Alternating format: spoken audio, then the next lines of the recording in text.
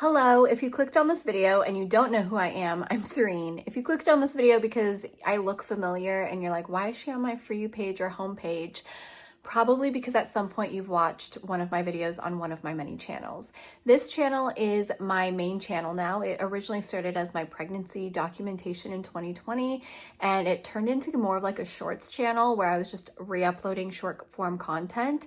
And I'm trying to find my way back to long form now. I filmed a very long short form video that I posted over on my TikTok that I think I'm just going to download and share with you here in case you missed it, kind of updating you on where my journey started, what happened in the last almost 5 years, and where I am now.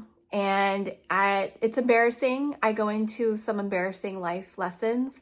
We were in a cycle of paying off debt, and finally we just paid off our biggest chunk of debt after paying off multiple hospital bills and debt.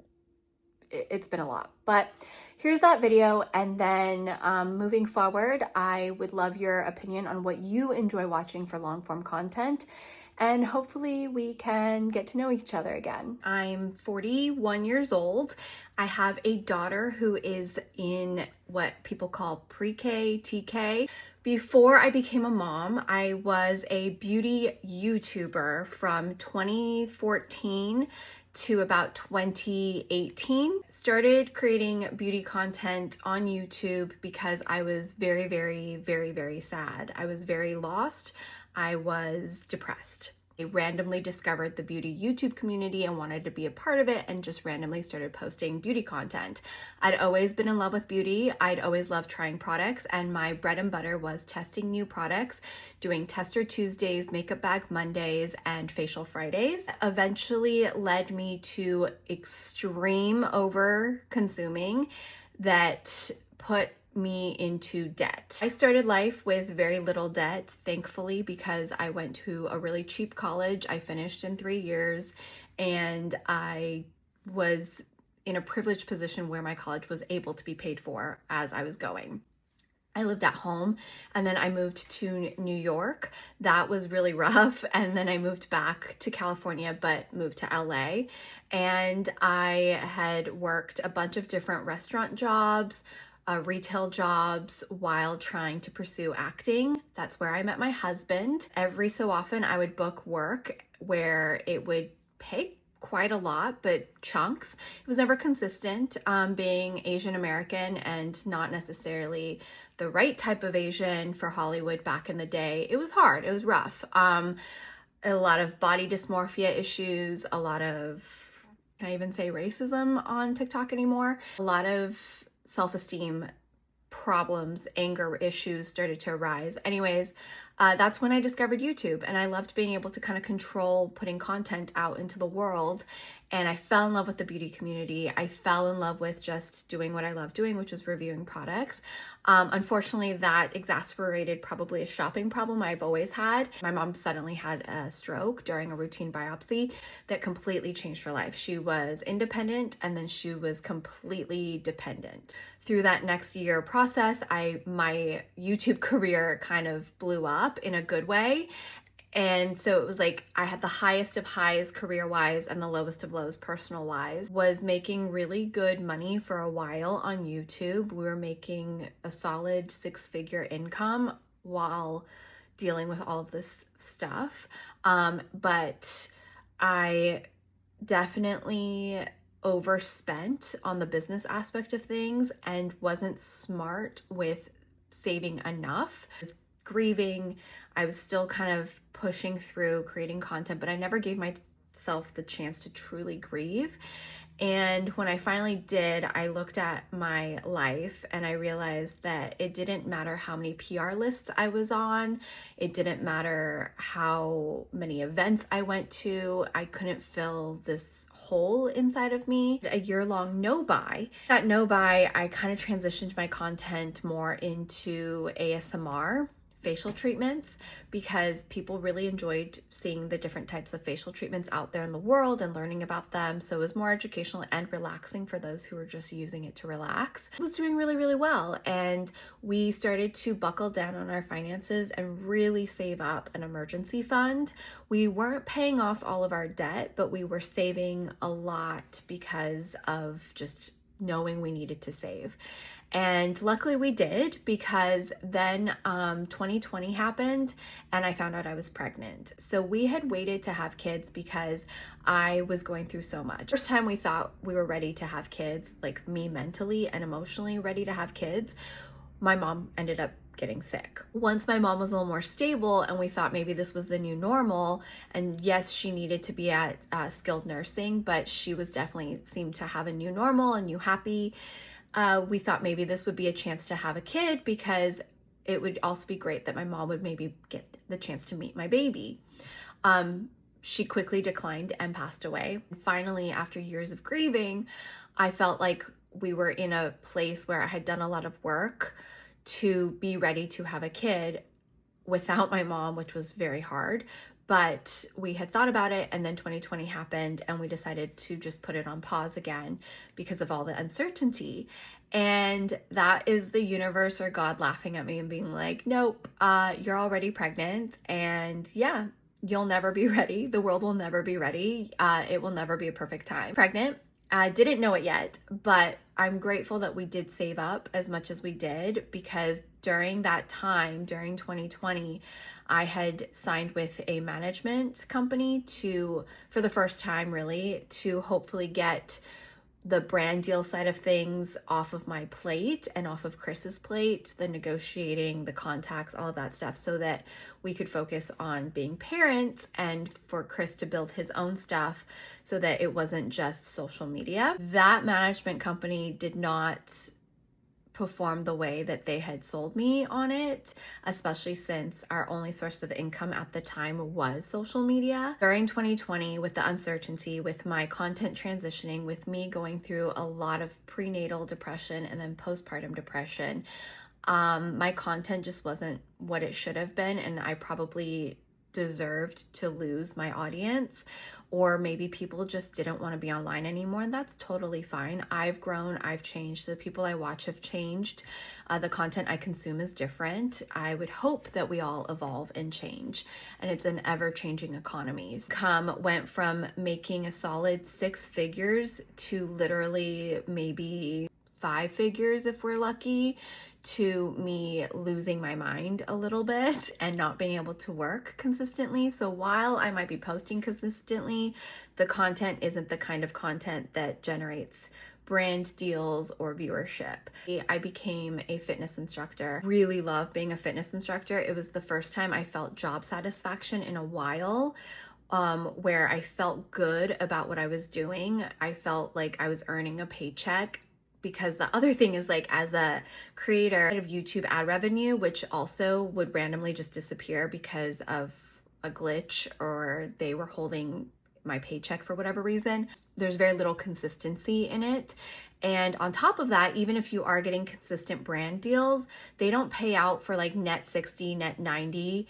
And sometimes we try to get it down to net 30. And this is from the day that the content is actually posted. Then they'll like give you the runaround and not pay you. When it comes to net 60, they'll be like, oh, sorry, let me just check on that. And so net 60 turns into net 90, sometimes even longer. Times when like I actually don't get paid. It's rough out there, guys. It's actually very interesting because no other industry is this sketchy, which is also why I wanted to have a manager or an agent, because I think there's power in numbers. I'm realizing that my body can't handle the amount of teaching that I need to do as a group fitness instructor to make the hourly money that I need to help with the bills. And and be there for my daughter. I'm putting this out there, just letting you know, and kind of just putting it out there for myself that I want to go back to full-time content creation. I don't know what that looks like. I've always created content because it's always been an outlet for me. It's how it started. It's how I found success. And while I don't want to put all of my eggs in one basket again, and we're not, I do want to make this a priority because my health, I can't keep teaching at the level I need to for me to be present for my family as well as like be healthy. I keep getting sick. I've never gotten so sick this many times consistently. And for me, I think it's just my body breaks down. My body breaks down. I'm older. Like I said, I'm 41. I'll be 42 soon. And I really want another baby. I really want another baby, and I'm old, and I don't know if that's in the cards for us, but I would like to at least try to make changes and try. I don't even know if I'm going to put that in there or leave that in there. I'm not actively trying to conceive by any means, but I definitely want to save up because babies are expensive. We paid off all of our debt except for our cars. I want to say almost $60,000 in debt, and the only debt we have are car payments right now, but we chose to keep that because it's a fixed debt. Like there's no accrued interest over time like credit cards. So there's that. Pay off some major bills for the rest of the year as we try to get our shiz together. My goal, and I'm putting it out there so that it's out there, is to make $2,000 a month on social media.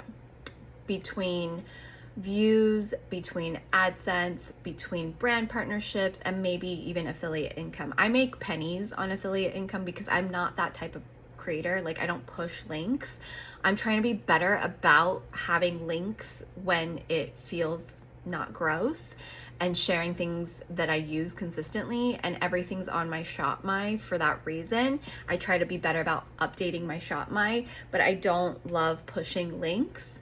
I'm just going to make them more available for you guys. If you want to shop through my links, you're welcome to, but I also don't like pushing that over consuming vibe because I've went through all of that, and that's how we ended up in $60,000 worth of debt. Not just that, there was other things. Like we had some really rough months when I was not employable and things weren't coming in on time and everything just got pushed back, and we were always like robbing Paul to pay Peter. So that took a lot, you know, because we were paying our rent and we would put it on the credit cards, or we would pay the Nuggets tuition on the credit cards because we had money coming in, but they were late on paying us. And we're talking like big companies were late on paying us and giving us the runaround. So, and I get it. Everybody is trying to just pay their bills. So I don't ever want to be in a situation like that again. And I would just like, I'm still working outside of social media, and I'm still open to jobs. Like I'm looking around, but as we all know, the job market right now is very difficult. And I am also the main caregiver and child caregiver, and Chris is looking for other job positions as well. And we just have a bunch of like stuff going on, as I think a lot of people these days are going on. But I would like social media to bring in at least $2,000 a month for me, which I know is doable, was doable back in the day, but I don't necessarily want it just coming from sales. I want it to come from AdSense. So if you watch long form content, what do you watch these days? Because I personally watch packing videos and declutter videos, and I will watch hours of it to just soothe my nervous system. And that's where like my ASMR videos came from, my facial videos. And I think I'm gonna try and do those again on my beauty channel, but for like my lifestyle channel, which is my main content now. Like, what do you enjoy? I love reviewing products, but I don't want it to seem like I'm pushing products on you. I love reviewing products within reason these days. Like I wanna do a detailed review of my current face, current body thing that I've had for like 2-3 years now. I want to do detailed reviews of my new face, the updated one, because my previous one I had for 8 years and I'm 40 something years old. So I want to share with you guys the stuff that I'm using and the cost per use, like do I find value in it, all that stuff. But what content do you enjoy that you actually watch that's long form that doesn't make you feel icky? Mine is, I love Stephanie Sue's, is it Stephanie Sue? Rotten Mango. I love her content. I also really love watching packing videos. I will watch like how people pack for a 13-day trip or a 3-month trip in a personal item. That stuff fascinates me. I will never be that packer, but I will watch hours of it. I also really love soothing vlogs like my friend Christine Nguyen. She's pregnant right now and I love her content. She's just very soothing. I'll put her on while I get ready. And I love journaling videos too, like watching people do their weekly spreads and layouts. I don't know that I want to share that because that for me is like my hobby that I've learned needs to be mine. But I'll share like stuff I use, but I don't want to do weekly spreads because that is for me. And I've learned over the years that I need to keep stuff for myself. Otherwise, everything just becomes work.